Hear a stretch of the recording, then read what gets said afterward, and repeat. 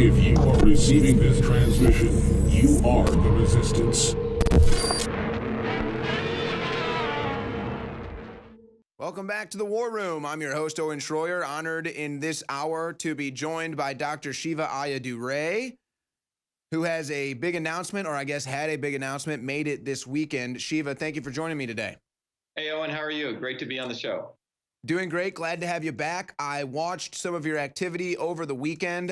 You did make me privy to the announcement you were going to make over the weekend, and that announcement is you have now announced that you're going to be running as an independent, no longer as a Republican against Elizabeth Warren in Massachusetts, but now as an independent. Tell me, what was your motive behind that decision?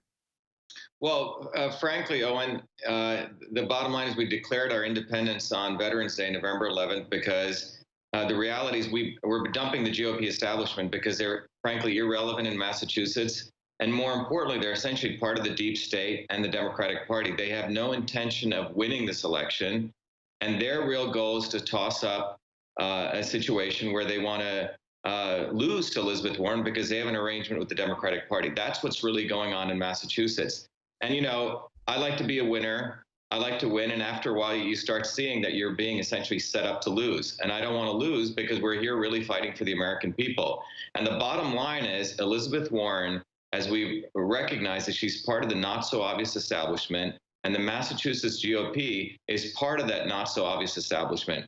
More importantly, Owen, when you really look at the numbers, there's 2.3 million independents in Massachusetts, 429,000 quote unquote Republicans, and about 1.5 million Democrats. And when you work out the numbers and you look back and you realize that Donald Trump actually got 1 million votes in Massachusetts without even trying. You know, lock her up, Hillary Clinton got 2 million votes. But Trump didn't spend any money here. And when you look at those numbers, nearly 80% of those votes came from independents. So it's clear there's a silent majority in Massachusetts who are looking really for leadership. So it's the numbers just work out. And particularly in a midterm, Owen, it makes sense for us to do this. And the reality is we've been getting a massive amount of feedback, tons of emails, tons of social media. Yesterday, actually, was fortuitous. I met with Steve Bannon. You may see some of the pictures where Steve was actually holding up my T-shirt, which said "Declare Your Independence."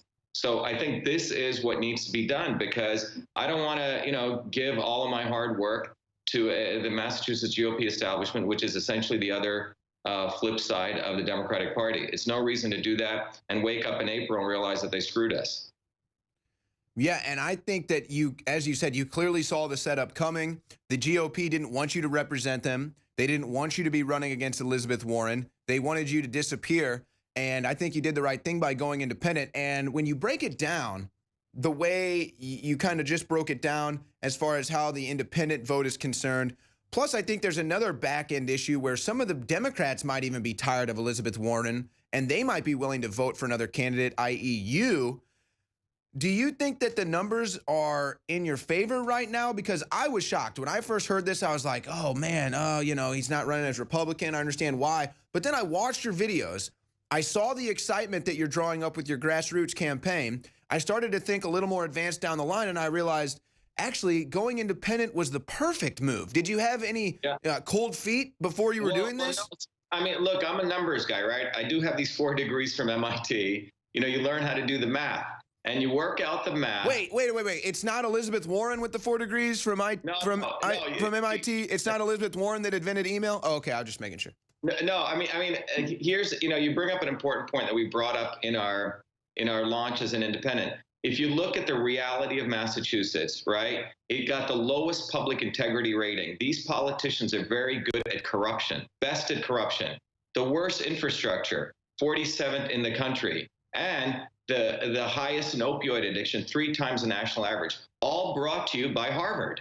I mean, think about Mitt Romney, Harvard graduate, Charlie Baker, never Trumper, Republican Harvard graduate, and Elizabeth Warren, Harvard graduate. Now, you go down the street, there's a high-tech, vo-tech school there called MIT, which is where all the hardworking nerds are. 33,000 businesses came out of MIT. $2 trillion in revenues generated. So who's actually producing value for this country and America? It's actually these high-tech blue-collar workers. In many ways, these MIT guys down the street. Yet these lawyer lobbyists keep getting elected because they're bamboozling everyone as though they're the elite that are doing something. What's more interesting, Owen, is when you really look at it, Harvard University is a fake university. They're actually a $45 billion hedge fund, and they have a fake Indian. And frankly, I think they give out fake degrees because it's all grade inflation. So when you put all of this together, the conclusion is, why isn't a guy like me, who's put in the time, generated jobs, actually created value, like the other blue-collar people in Massachusetts, actually representing this the state? So the logic works out in that sense. The other piece of the logic, getting back to the numbers, 4.3 million registered voters in Massachusetts. 3 million vote in a presidential year. Only 2.3 million vote in a midterm, right? So when you work out those numbers and you find out that when you look at those numbers, nearly 40 to 50% of even the Democrats are not happy with Elizabeth Warren. And most of the independents neither like the Mass GOP establishment or do they like the Elizabeth Warren option. So that's where I come in. Here's a guy, Shiva Ayyadurai, Shiva for Senate, who's against Monsanto. At the launch, you may, if people saw the video, there was a poignant moment in there where a woman spoke about the fact that she comes from a lineage of people who were in the military, World War I, World War II. Her uncle died in Vietnam. And yet Elizabeth Warren supports Monsanto. She voted for the Monsanto Protection Act. Monsanto's the one who dropped 55,000 tons of Agent Orange, which killed a lot of our veterans. And she continues to support Monsanto. Even Bernie Sanders took $18,000 from Monsanto. So when you put it together, I've been fighting them. So the western part of the state, where you have the people who are into organic food, farming, the Second Amendment people, they know the reality of this, and they're going to support me. The middle part of the state, they don't want the fake Indian. They know only the real Indian can defeat the fake Indian. And you got the innovators on the eastern part of the state who are really looking for someone to represent them, not the elitists down the street. So we have declared our independence. And I think the other thing here, Owen, is our winning against Elizabeth Warren. My hope is that it sets an inspiration to everyone across this country. It'll be Trump version 2.0. And that's what we need. We don't need these rigged parties. They're basically massively big corporations or private companies who operate as quote unquote nonprofits. The other big mission that we have is we must tax Harvard. $45 billion hedge fund. If you and I started a hedge fund, and we're going to have to pay at least 20 to 25% tax. The money that we could generate from the endowment taxing on Harvard alone will be able to fund skills-based education right in Massachusetts. For every 17 skilled job openings, only one person is skilled. Again, brought to you by the wonderful graduates of Harvard, a law school and business school. We need to put them all out of business, Owen, and that's what we're going to do. And I don't want any of their support to do it. They don't deserve us. They don't deserve anyone listening here. We need to break from all of these political parties. They're a complete scam. Well, I completely agree. I think that what you have right now is a groundbreaking campaign.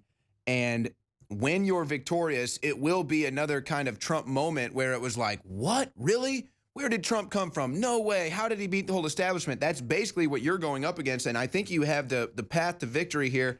How dare you say that Harvard is a fake university, though? Because I've got a story from Men's Health right here. Harvard just hosted an anal sex workshop called What in the Butt. I mean, that is clearly higher education. That's clearly what you expect from an Ivy League school. I want you to take that back, what you said against Harvard. Come on. Well, the other thing, Owen, is there's a great story about a graduate student who's teaching a course, and he gave the student an A-. The student goes, argues with the professor, and the professor forces the TA, the teaching assistant, to give this kid an A. That's the kind of grade inflation that goes on. 40% of Harvard is legacy admissions, that amount of prestige, and we need to take them out in the sense that they need to start paying their taxes. No, I love this. I love this. Harvard is a fake university. That's literally what it is. They send people there, and then they put them out with degrees to enter the establishment, and it's probably the same thing they do with NCAA athletes. They just give them A's so they can get out there with a pedigree. It's a fake university. The reality is those people who are affecting elections are people, everyday people, because people are recognizing what's truth and what's lies, what's the establishment, who are the people. That's what's going on, and this is an incredible time in American history. This has never occurred before, probably since the Revolution. And we are truly on the verge of a second American Revolution.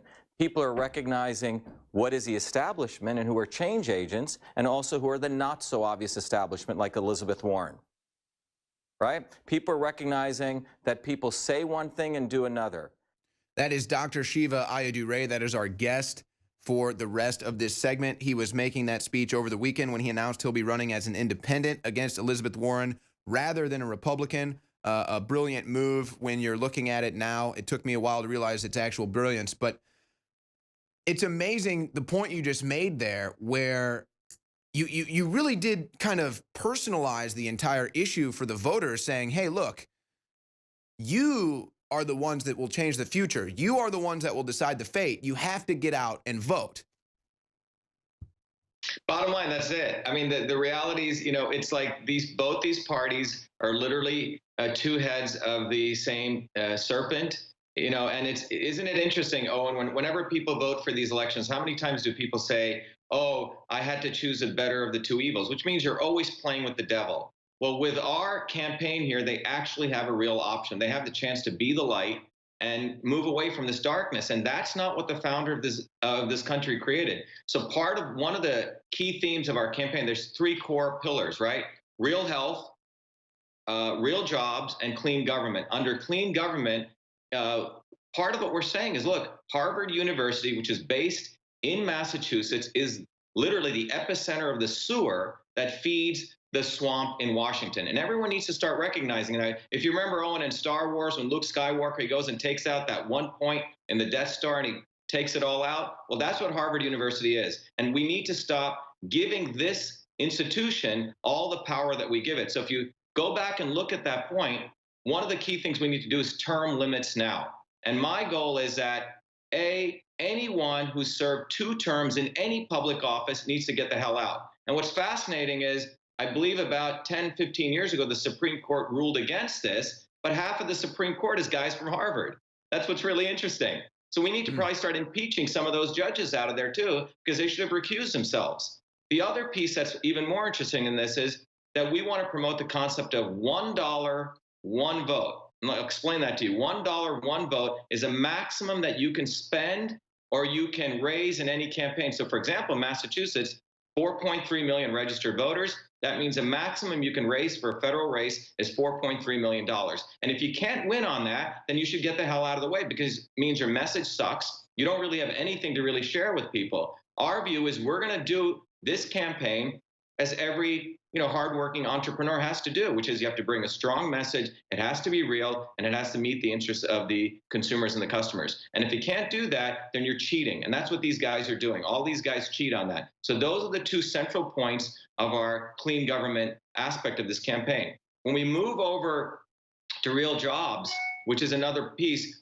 the key thing we want to say here, Owen, is that we need to unleash VOTEC schools, because we don't have enough skilled labor. We need to get rid of the fact that a medical student has to go to 4 years of undergraduate before they can even be a doctor. We wiped away 250,000 doctors on the ground, and we replaced it with Obamacare and Romney Care. And what we really done is consolidate doctors into big hospitals. And the final point here, Owen, that I want to make, I think the students listening to this, or the people who are graduated, who all took on predatory loans, we want to give the rights for students to default on their loans. And let me explain why. These were predatory loans that were made. If you and I start a business, Owen, and we go to the local bank to get a loan, first thing they're going to say is, hey, Owen and Shiva, show me your spreadsheet, show me your projections, show me what business you're going to be in. And then they're going to make a decision whether they want to give us a loan or not, right? Well, how do they do with these students? A 16, 17-year-old kid comes to them, they give him a bunch of paperwork. He doesn't have a chance to review it. He signs it. So many people are graduating with what they thought was an $8,000 or $10,000 loan, and now they're having to pay $200,000. So my view is, hey, you big banks who profited a lot, took predatory loans, why didn't you ask that student, hey, what's the course of study you're doing? Oh, you're doing gender studies. Really? How are you planning on getting a job out of that?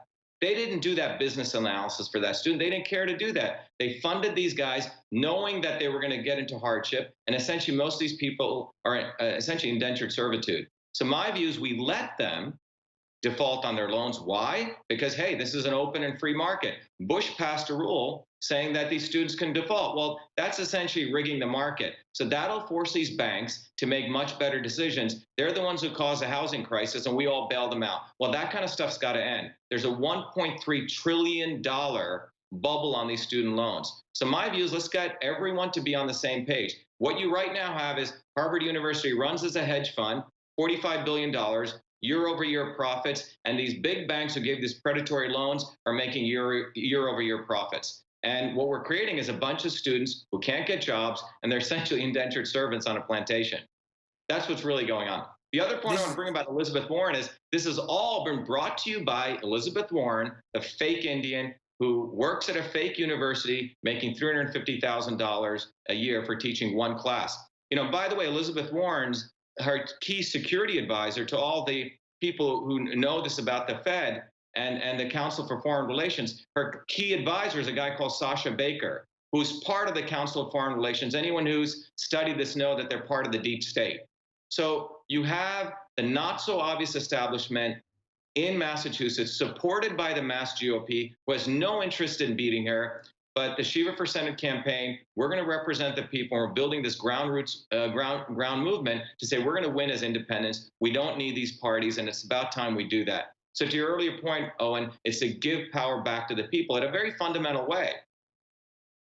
Well, you're really touching on some good strings as far as my heart is concerned, because I was thinking about how Harvard needs. I mean, Harvard is such a fake university. I wasn't thinking that this weekend, and then you said fake university, and I was like, boom, that's perfect. And then these predatory loans. I don't think people really understand the massive just overall industry of the predatory loans. It goes even beyond just student loans. This is something a lot of construction companies will do in order to default on debt. A lot of media companies will do in order to default on debt. I will tell you this. I've been actually victimized by this in two ways. Not only did I take student loans out, which I would actually disagree with you on the premise, because even though I think it's a good campaign message to run on, especially in Massachusetts, I mean, I'm planning on paying all my student loans back. Even though I may have been taken advantage of, I still had to sign on the dotted line. However, I was taken advantage of by a media company that took predatory loans out. They owed me thousands of dollars. They defaulted on their loans. And what they do is they trick you by putting the company as the person taking out the loan so they don't have to pay it as the individual. I know they all have millions of dollars still, but I never got my money. That's what you're trying to fight against. Well, am I bottom correct? line is, at least the rules got to go equal ways. It can't be one way and another way. You have to pay back your loans, but they don't. Right? Yep. So they can go bankrupt, they can default, but you can't. Well, my point is let's make it all even, because then you have to make a business decision. So if you're a stupid All right, you bank, got to hear more from Shiva, folks. He's an amazing guest. ShivaForSenate.com. Do not miss his campaign. It is amazing.